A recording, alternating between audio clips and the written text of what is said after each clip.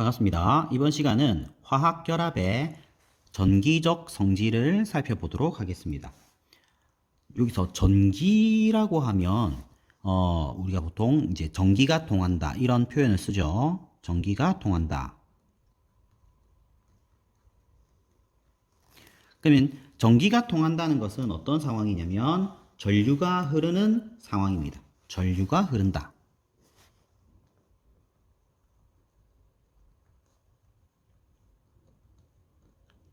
자, 여기서 질문을 한번 해볼게요. 자, 언제 전류가 흐를까요? 언제 전류가 흐를까? 자, 굉장히 어려운 질문입니다. 자, 이거에 대한 답을 선생님이 한번 적어보도록 하겠습니다. 자, 언제 전류가 흐르냐면 전하를 띤 입자. 자, 전하를 띤 입자가 일정한 방향으로 이동할 때.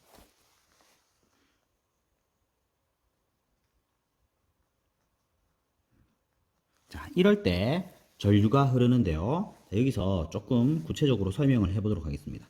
자, 여기서 전하라고 하는 건 뭐죠? 전하. 전하는 플러스 마이너스를 전하라고 해요. 플러스 전하, 마이너스 전하 이렇게 이야기를 하기도 하는데, 자, 여기 그러면 전하를 띤 입자라고 했네요. 전하를 띤 입자는 어떤 것이 있을까요? 전하를 띤 입자는 우리가 잘 알고 있는 것 중에서, 자, 플러스 전하를 띤 입자 양성자가 있죠. 마이너스 전하를 띤 입자 전자가 있습니다. 자, 그리고 플러스 전하를 띤 입자 중에 양이온도 있습니다. 마이너스 전하를 띤 입자 중에 음이온도 있죠. 아이고, 음이온. 그러면 이런 양성자 또는 전자 또는 양이온 또는 음이온 이런 것들이 일정한 방향으로 이동을 하고 있으면 그때 전류가 흐른다. 이렇게 이야기를 할 수 있어요. 자, 이 내용을 어렴풋이나마 알아야 이 단원을 제대로 이해할 수 있겠습니다. 자, 이번 시간에 학습 목표는 실험을 통해서 화학결합의 전기적 성질을 설명할 수 있다. 이온결합과 공유결합의 형성에 전자가 관여하고 있음을 설명할 수 있다. 이렇게 되어 있는데, 우리는 여기서 주기율표 앞에서 배웠죠? 주기율표에 몇 가지 원자가 있습니까? 총 현재까지 발견된 원소는 118개죠. 자, 요거 잘 모르는 친구들은 지금 교과서 84페이지를 보게 되면 주기율표 그림이 있습니다. 그렇죠? 자, 그래서 자, 1번 수소부터 118번이 이 끝에 있는 것이 여기 있죠? 여기 118번 오간해송까지 총 118개의 원소가 현재까지 발견되었습니다. 그러면 이 세상에 모든 물질이 이 1번부터 118번까지 118개의 원소로 이루어져 있는데, 그러면 이 세상의 물질이 이 118개만 있는 것일까요? 아니죠. 물질은 정말 우리가 셀 수 없이 엄청나게 많습니다. 그러면 그런 물질들은 다 어떻게 해서 만들어지는 거죠? 바로 그 원자들끼리의 결합을 형성해서 다양한 물질이 이루어지는 것입니다. 화학 결합을 하지 않으면 다양한 물질이 만들어지는 것이 아닌 거죠. 그래서 화학 결합을 통해서 여러 가지 물질이 만들어진다. 이렇게 생각할 수 있습니다. 그러면 화학 결합에는 어떤 것이 있었습니까? 이온 결합과 공유결합이 있다는 것을 우리가 이미 통합과학 시간에 배웠죠. 자, 그래서 여기 그 내용이 나와 있네요. 자, 화학 결합에는 이온 사이에 이루어지는 이온 결합이 있고요. 그 다음에 원자들 사이에 전자를 공유하여 이루어지는 공유 결합, 이런 것들이 있습니다. 그러면 이런 화학 결합의 형성에 전자가 관여한다는 사실을 어떻게 알 수 있을까 했습니다. 사실은 요게 위에 보이는 이 학습 목표예요. 전자가 관여할 수 있음을 설명할 수 있다. 전자가 관여한다는 것을 어떻게 알 수 있을까? 자, 요거 답을 미리 얘기하면 전기분해를 통해서 알 수 있습니다. 전기분해. 그래서 전기분해를 이온결합 물질의 전기분해, 공유결합 물질의 전기분해를 하나씩 살펴보도록 하겠습니다. 먼저 이온결합 물질의 가장 대표라고 할 수 있는 염화나트륨 용융액의 전기분해를 보겠습니다. 자, 여기 염화나트륨이 바로 이온결합 물질, 우리 주변에서 볼 수 있는 가장 흔한 이온결합 물질이 바로 염화나트륨이죠. 자, 이 염화나트륨의 용융액, 자, 요게 조금 중요해요. 용융액의 전기분해입니다. 자, 그러면 여기서 용융액이라고 하는 것이 뭔지 모르는 친구들도 있을 거예요. 자, 이게 뭔지 요 오른편에 그 내용이 나와 있습니다. 용융액. 자, 용융액이라고 하는 것은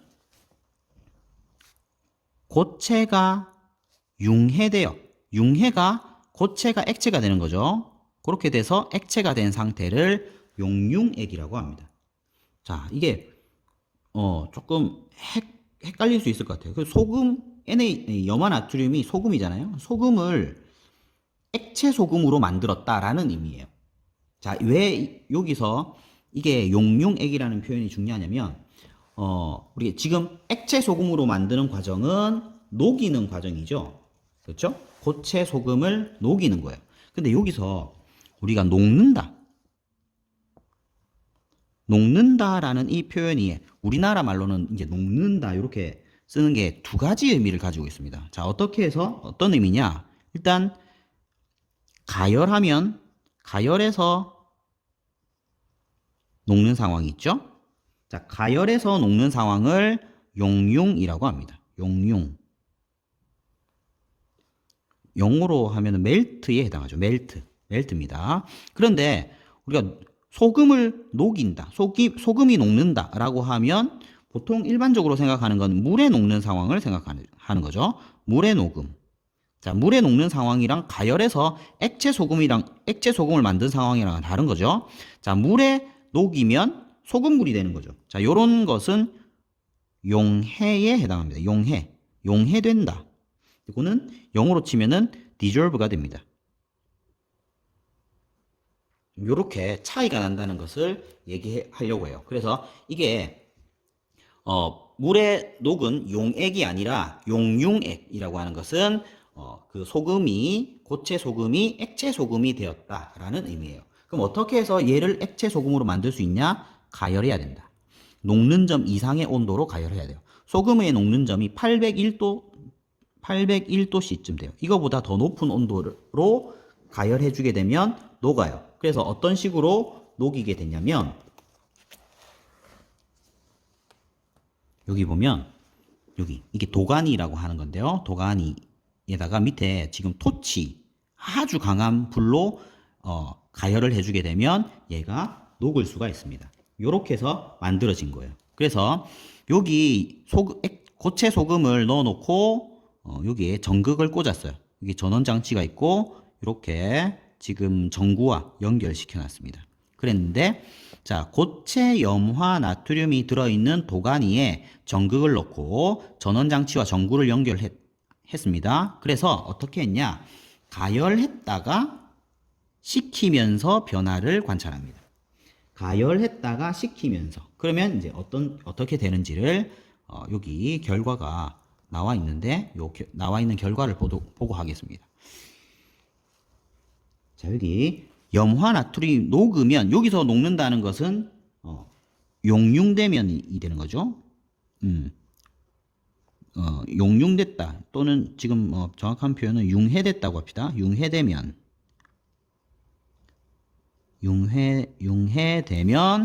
전구에 불이 들어왔다. 전구에 불이 들어왔다는 이야기는 전기가 통했다. 전류가 흘렀다. 이렇게 이야기할 수 있죠. 전류가 흐름. 그 다음에 식어서 굳으니까 전구에 불이 꺼졌다. 전구에 불이 꺼졌다는 얘기는 전류가 흐르지 않는다는 이야기죠.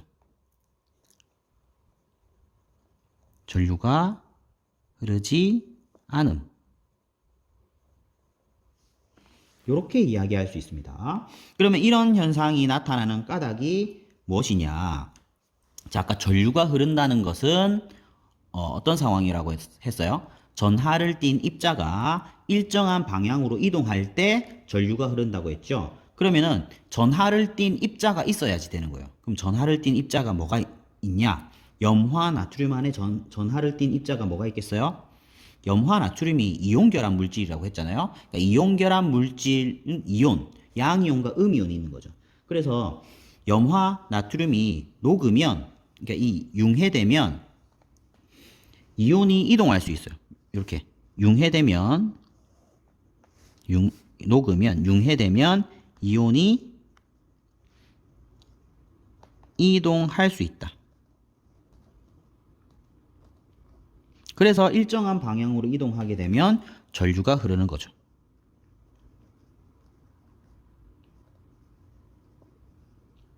그런데 식어서 굳으면, 자, 식어서 굳었어요. 굳었다는 얘기는 움직일 수 있을까요? 없을까요? 움직일 수 없는 거죠. 자, 그래서 요렇게 굳어버리게 되면, 굳으면 이온이 이동할 수 없다. 그래서 이때는 전류가 흐르지 않는다.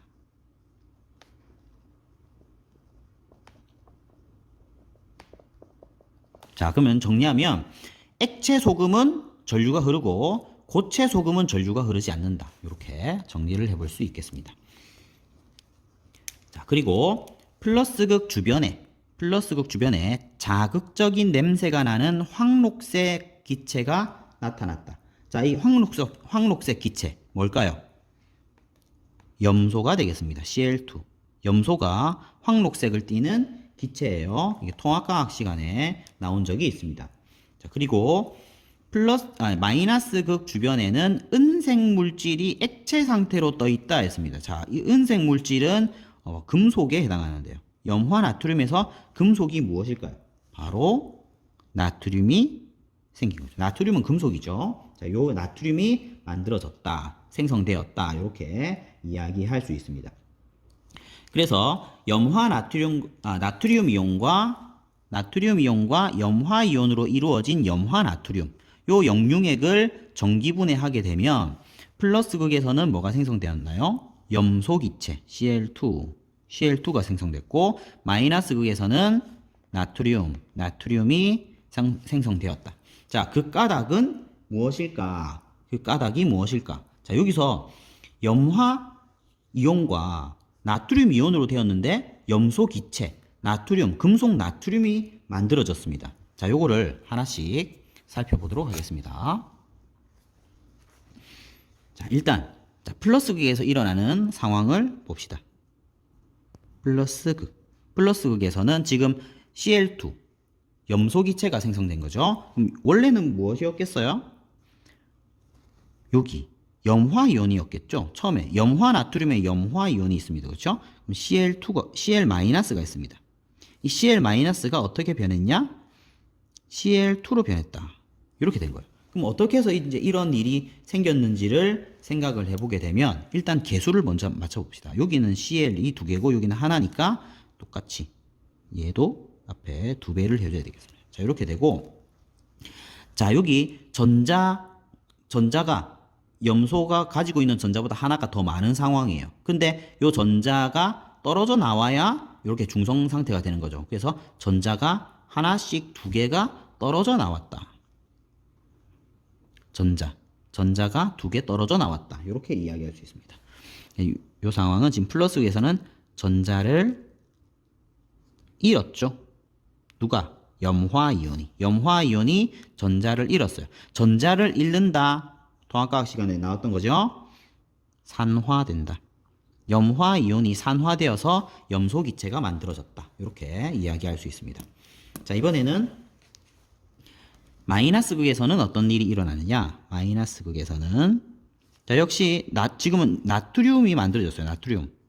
자, 나트륨이 만들어졌는데 어디에서 만들어졌냐? 나트륨은 나트륨 이온에서 왔겠죠? 나트륨 이온에서. 나트륨 이온이 나트륨이 되려고 하면 플러스가 중성이 되려면 마이너스를 얻어야 되는 거죠. 자, 그래서 이 경우에는 전자를 하나 얻었어요. 전자를 얻음. 전자를 얻는 과정은 환원이라고 할 수 있습니다. 그러면 이 경우는 자, 나트륨 이온이 전자를 얻어서 환원되어서 나트륨이 되었다. 이렇게 설명할 수가 있겠습니다. 자, 지금까지의 상황을 조금 정리해 보도록 하겠습니다. 자, 이온 결합 물질이라고 할 수 있는 이 염화나트륨. 염화나트륨은 고체 상태, 아까 식어서 굳으면 전류가 안 흘렀다. 그러면 그는 양이온과 음이온이 있긴 있는데 서로 단단하게 결합하여 자유롭게 움직일 수 없기 때문에 전류가 흐르지 않는다. 일정한 방향으로 이동할 수 있어야 전류가 흐르는데 지금은 전류가 흐르지 않는다. 이렇게 이야기할 수 있고, 자, 가열해서 융해되어서 용융액이 되어서 액체가 만들어지게 되면 이때는 이온들이 자유롭게 움직일 수 있기 때문에 전류가 흐른다. 이렇게 정리할 수 있겠네요. 그러면 용융된 염화나트륨에서 이 전류가 흐르는 것, 이걸 보고 염화나트륨이 전하를 띤 입자로 이루어졌다라는 것을 알 수 있습니다. 여기 이 Na 플러스 Cl 마이너스 이렇게 전하를 띤 양이온과 음이온으로 되어 있다라는 것을 알 수 있겠습니다. 자, 이 부분은 앞에서 설명했고요. 자, 이렇게 전류가 흐르면서 나트륨과 염소가 생성되었습니다. 자, 일단 여기서 전류가 흘렀다라고 하는 것은 요 위에서 그림에 보게 되면 전구에 지금 이게 불이 밝혀졌죠. 여기는 전구에 불이 밝혀지는 이 과정, 전류가 흘렀다는데 여기서는 어떤 전하를 띤 입자가 이동하느냐면 전자가 이동해요. 전자가 이동을 하게 된다. 이 전류가 흐르면서 전자가 지금 관여했다라는 것을 저 실험에서 설명할 수가 있는데, 그러면 지금 염화나트륨 용융액이 전기분해 되는 것을 반응식으로 한 번만 적어보게 되면 이렇게 적을 수가 있겠습니다. 자, 염화나트륨이 있습니다. 염화나트륨이 나트륨과 염소 기체가 돼요. 자, 이거 개수를 맞추면 2, 2를 붙여주면 되겠습니다. 자, 이 과정에서 전류가 흘렀어요. 전류가 흘렀다는 것은 이 과정에서 전자가 관여했다. 이렇게 이야기할 수 있습니다. 이 전하를 띤 입자, 이 전자가 관여했다. 그래서 전구에 불도 들어왔다. 이렇게 이야기할 수 있죠. 자, 그러면 여기서 반대로 지금은 전기 분해될 때 전자가 관여하는 것을 이 실험적으로 살펴본 내용이었는데, 반대로 나트륨과 염소가 결합해서 염화나트륨이 형성된다. 즉 이온 결합이 형성되는 거죠. 이온 결합이 형성.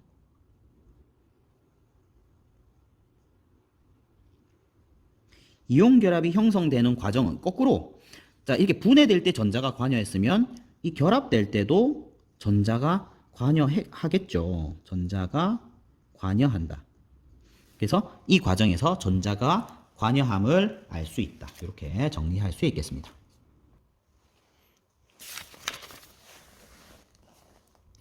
자, 이번에는 물의 전기분해 실험을 볼 건데요. 물은 우리가 가장 쉽게 접할 수 있는 공유 결합 물질입니다.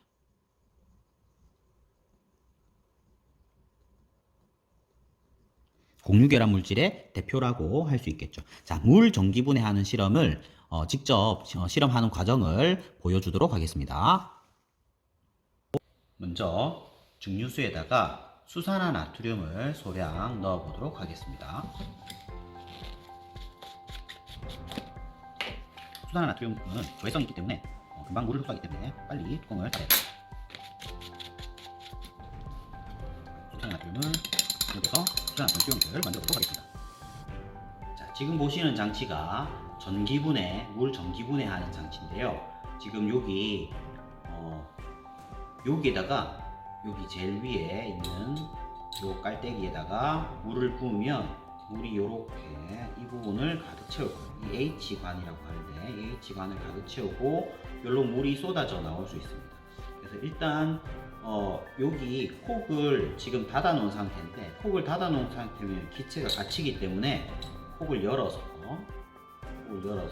기체가 이쪽으로 빠져나올 수 있게 한 다음에 여기에 아까 만들었던 수산화나트륨 수용액을 조심스럽게 여기까지 물이 여기 끝까지 올 수 있도록 채워보도록 하겠습니다.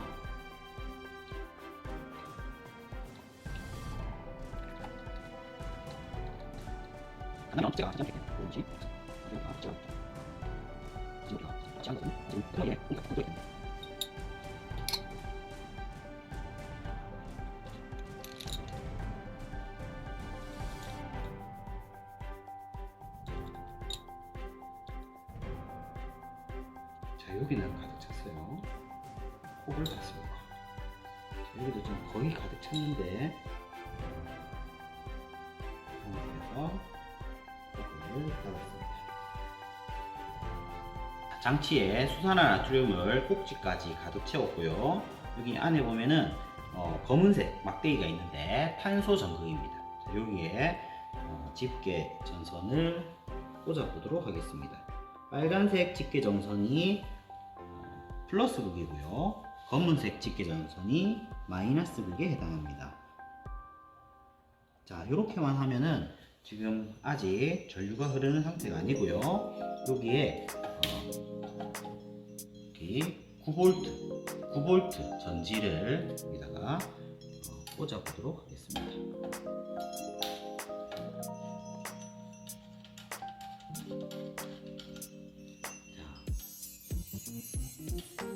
플러스극, 빨간색 플러스극을 먼저 연결하고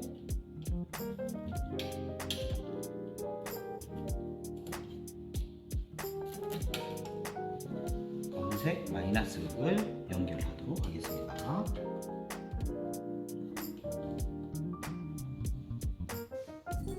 자, 가까이서 보도록 하겠습니다. 자, 빨간색 부분이 빨간색 전극이 플러스극이고 까만색 전극이 마이너스 극입니다. 자, 어느 쪽에서 기포가 많이 생성되나요? 자, 이 플러스 극 쪽보다 마이너스 극 쪽이 지금 기포가 많이 생성되는 것이 보이나요? 자, 이게 잘 안 보인다면 이 위에 모여진 기체의 양을 살펴보도록 하겠습니다. 자, 전기분해를 해서 약 1시간 반 정도 시간이 지났습니다. 자, 기체가 어느 정도 모아졌는지 보게 되면 자, 이게 이쪽이 지금 플러스 극이에요. 플러스 극 쪽에 기체가 여기까지 모였습니다. 여기까지. 자, 이 마이너스 극에선 기체가 어디까지 모였냐? 여기까지 모였습니다. 여기까지. 마치 거의 비슷한 것처럼 보이는데 여기 손으로 조금만 표시하면 플러스 극에서는 요만큼 기체가 모였고 마이너스 극에서는 요만큼 기체가 모인 거예요. 지금 이 부피가 약 1대2 정도 됩니다. 1대2. 그러면 이쪽 플러스 극에서 발생한 기체는 산소, 마이너스 극에서 발생한 기체는 수소. 자, 마이너스 극에는 수소, 플러스 극에서는 산소, 마수불산. 자, 요거를 기억해 두시면 문제를 푸는데 좀 도움이 될 것 같습니다. 자, 이렇게 모여진 기체가 수소인지 산소인지 확인하는 실험을 해보도록 하겠습니다. 기체가 많이 모이지 않아서 제대로 될지는 잘 모르겠는데, 자, 이쪽 플러스 극에서 발생한 기체는 산소입니다. 산소. 자, 산소인지 확인하기 위해서 불을 가까이 대보도록 하겠습니다.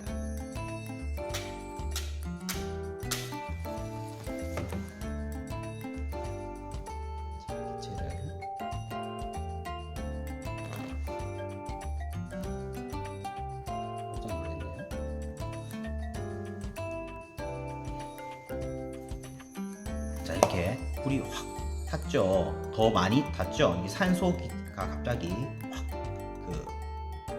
불어주게 되면 연소가 더 활발하게 일어나게 됩니다. 자, 그럼 이쪽에 수소가 발생하는 쪽에 또 똑같은 실험을 해보도록 하겠습니다.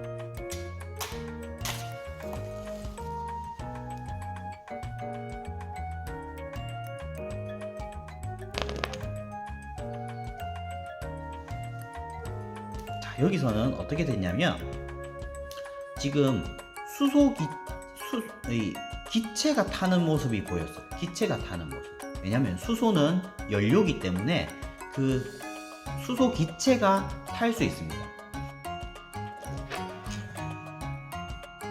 그래서 여기서 발생한 산소의 경우에는 산소가 타는 게 아니고 그 속량이 더 잘 타도록 도와주는 조연성 기체죠. 산소는 여기서 발생한 기체인 수소는 그 수소 자체가 연료이기 때문에 수소가 타는 현상을 볼 수 있습니다. 만약에 시험관에 수소를 모아놓고 이 성냥을 갖다 대게 되면 뽕 소리가 나게 되는데 그것도 이제 수소가 타는 현상이 되겠습니다. 자, 물을 전기분해하는 이 과정에서 물의 분해 반응식을 한번 써본다면, 자, 여기 물이 있고요. 물이 수소 기체와 산소 기체로 분해됩니다. 자, 요거 반응식의 개수를 맞춰보게 되면 2를 써주면 되겠습니다. 자, 이렇게 되니까 물이 분해될 때 생성되는 기체의 부피비, 수소 대 산소가 2대 1 이렇게 이야기를 할 수 있겠죠. 이렇게 됩니다. 자, 과정을 아까 봤지만 여기에서 잠깐 보면 증류수에다가 지금 황산 나트륨을 녹이자 했는데 지금 선생님은 수산화 나트륨을 사용했습니다. 그렇죠? 수산화 나트륨을 써도 되고 황산 나트륨을 써도 되는데, 자, 여기에서 이 수산화 나트륨을 녹이는 까닭은 무엇일까요? 라는 질문이 있습니다. 자, 이 질문에 대한 답은 실제로 이 수산화 나트륨과 같은 이런 물질을 집어넣지 않고 그냥 물만 이용해서 전기분해를 하려고 하면 물은 이 전류가 흐르지 않아요. 순수한 물은. 자, 그래서 순수한 물에는 전류가 흐르지 않으므로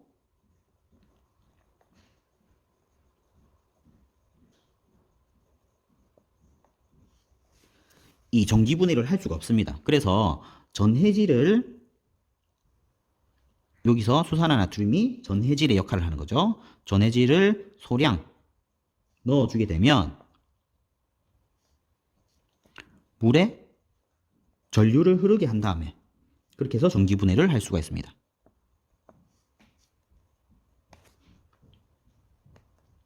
흐르게 한다. 자, 이렇게 정리할 수 있겠고, 자, 실험 결과를 적어보면, 자, 마이너스 극과 플러스 극에서 발생하는 기체의 부피가 아까 이 플러스 극하고 마이너스 극하고, 자, 플러스 극에서 아까 어떤 기체가 발생했나요? 마수불산, 마이너스 극에서 수소 기체, 플러스 극에서 산소 기체, 플러스 극에서 아까 빨간색 정극이 붙어 있었던 그쪽에 기체가 부피가 작았고, 마이너스 극에 이 기체가 부피가 많았죠. 그래서 그 부피비가 1대 2로 나오게 됩니다. 1대 2. 그래서 이 전류를 흘러 주었을 때 물이 전기분해되는 과정을 전자를 이용해서 설명해 보라고 했는데, 자, 요것도 아까 그 염화 나트륨 용융액 전기분해하는 것과 마찬가지로 이렇게 물이 전기분해돼서 수소와 산소로 분해가 될 때 요 과정에서 전류가 흐릅니다. 전류가 흐른다는 것은 전자가 관여한다는 것을 알 수 있는 거죠. 그렇다면 그 밑에 있는 질문. 물 분자를 이루는 결합의 전기적 성질을 지금 이 전기분해 실험을 통해서 설명해 보라고 했는데, 이런 수소와 산소가 만나서 공유결합 물질인 물을 생성할 때 이때도 전자가 관여할 것이다. 이렇게 생각을 할 수가 있는 거죠. 그래서 그거를 다 종합 정리를 해보면 이렇게 이야기할 수 있습니다. 이온결합 물질인 이온결합 화합물인 염화 나트륨의 용융액, 그 다음에 공유결합 물질인 물. 자, 여기서 전류가 흐를 때 원소가 생성된다라는 것은 지금 이게 전기분해 되는 거죠. 이렇게 이온결합 물질과 공유결합 물질이 전기분해되는 것으로 보아 이 원자들 사이에 화학결합이 형성될 때, 이온결합이나 공유결합과 같은 화학결합이 형성될 때 전자가 관여한다는 것을 알 수 있다. 이렇게 정리할 수 있겠습니다.